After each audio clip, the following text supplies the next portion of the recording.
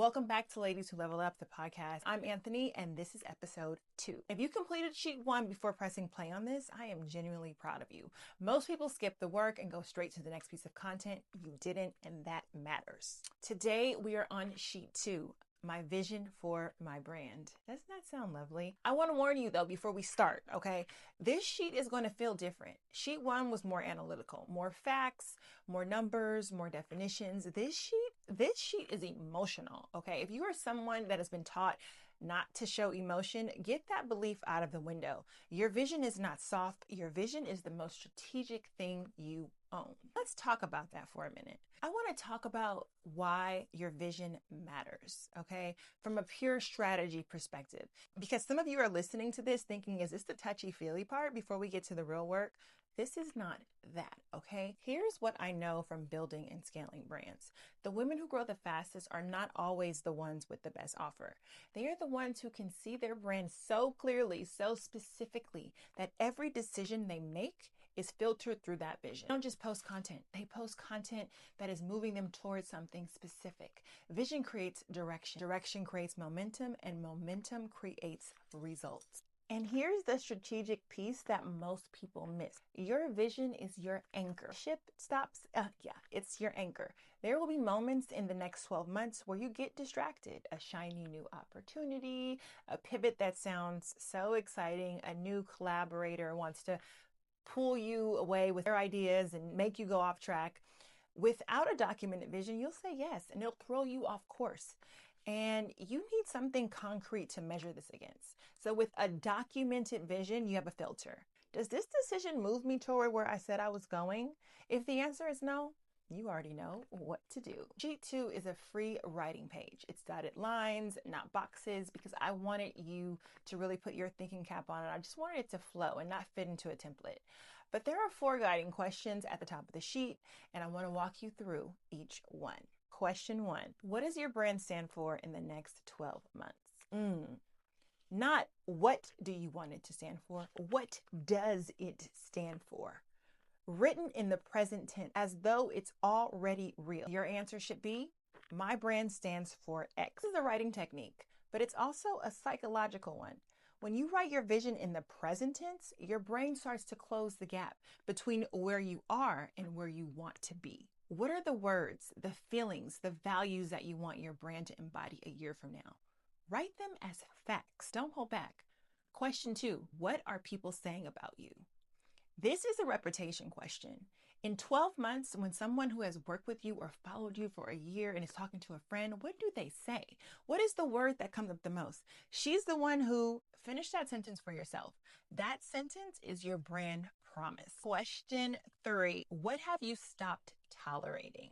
This one is my favorite because it's honest. Every woman in business has things she's tolerating right now that she knows she should not be. Underpriced offers, clients who drain her, a posting strategy that isn't working, partnerships that don't align, visibility that's lower than her skills deserve. 12 months from now, is that gone? What did your future decide she was done with? Write it down.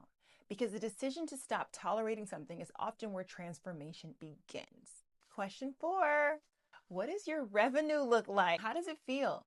Both parts of that question matter, the number and the feeling. Because some women hit a revenue goal and it still doesn't feel right because the how was misaligned. I want you to describe both the number and the energy. What does it feel like to earn at a level you're envisioning? Here's how I want you to approach this sheet physically. Before you write a single word, I want you to put down the pen. Close your eyes and spend 60 seconds just imagining. Don't skip this. It's 12 months from now. You wake up on a Monday morning. What does that morning feel like? What does your inbox look like? What projects are you working on? Who are your clients? How much money came in last month? What are people saying when they tag you and share your work? Really, really go there. Let it be specific. Let it be big. Let it be something that excites you and slightly scares you at the same time. Because if your vision doesn't scare you a little, it's just not big enough. I know you heard that saying. Now open your eyes, write all of it down into full paragraphs, not bullet points, paragraphs. I want details. I want the emotion, stream of consciousness. Don't edit, don't censor, don't decide something is unrealistic before you've even written it down. This is not a goal sheet. This is a vision document. Let it breathe. When you're done, you should fill the most of that page. If you have 3 lines written, go back because you have not gone deep enough. Here's what's really happening when you complete sheet 2. You're creating the lens through which every other sheet gets filtered. When you get to sheet 3 and you're naming your brand pillars, your vision tells you whether those pillars are right. So every sheet connects to another. When you're completing the brand audit on sheet 4 and identifying what you want to change, your vision tells you what the change is exactly. When you're building your quarterly strategy on sheet 5, your vision is the destination. You're mapping backward from. Sheet 2 is not optional. It is the soft part you can skim.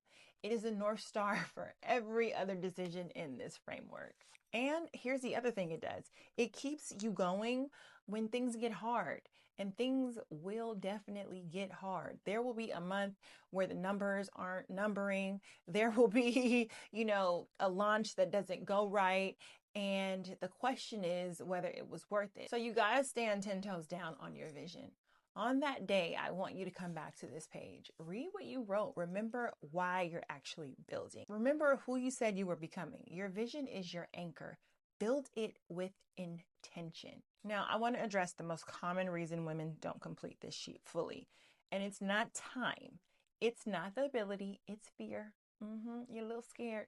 Specifically, the fear that if you write it down that big and you don't achieve it, you'll feel like a failure. Well, something actually opposite happened to me.